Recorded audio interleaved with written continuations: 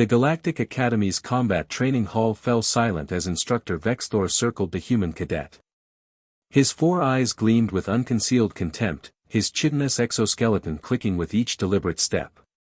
Maya Rodriguez stood at attention, her compact frame dwarfed by the towering Crithian warrior who had trained elite soldiers from 100 worlds. Earth, Vexthor announced to the assembled class, his translator rendering his words in perfect standard galactic. A death world, they call it.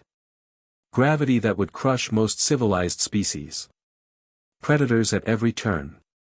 Primitive violence coded into their very DNA. He leaned closer to Maya, his mandibles spreading in what passed for a sneer among his kind. And yet, when I look at this specimen, I see only soft flesh. Fragile bones. A creature that evolution forgot to armor. The other cadets, Zenthari with their crystalline skin, Dravik warriors bred for combat, even the peaceful Luminians, shifted uncomfortably.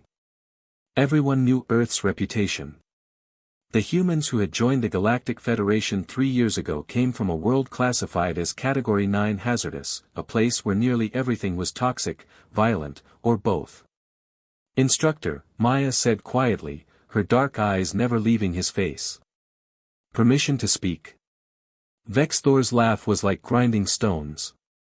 By all means, little Deathworlder. Enlighten us. Tell us how your weak species. He never finished the sentence. Maya moved. One moment she stood still, the next her body was a blur of controlled violence.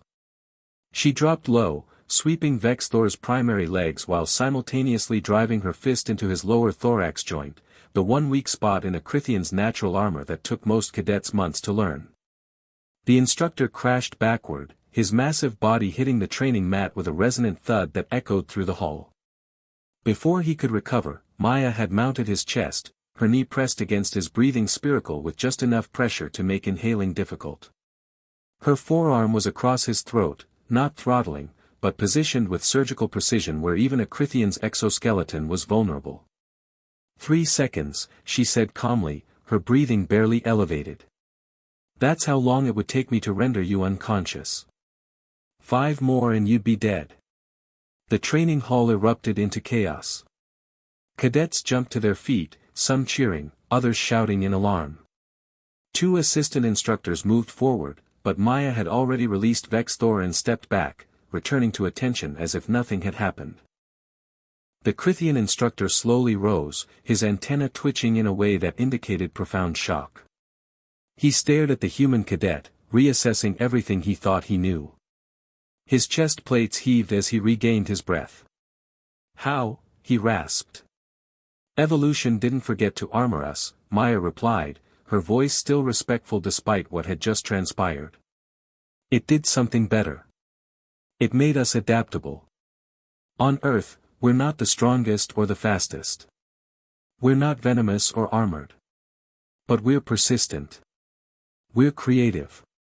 And we've spent 10,000 years learning to kill things bigger and more dangerous than us. She met his gaze steadily. You were right about one thing, Instructor. Violence is coded in our DNA. But so is something else, the ability to choose when to use it. I didn't hurt you. I could have, but I didn't. That's what makes humans dangerous. Not our strength or our reflexes. Our control. Vexthor was silent for a long moment. Then, slowly, he pressed his primary hands together in the Crithian gesture of respect. The Deathworlder speaks truth, he announced to the class. I have trained warriors from 100 worlds, and I forgot the first rule of combat assessment: never judge a species by appearance alone. He turned back to Maya, and this time there was no contempt in his multifaceted eyes. Cadet Rodriguez.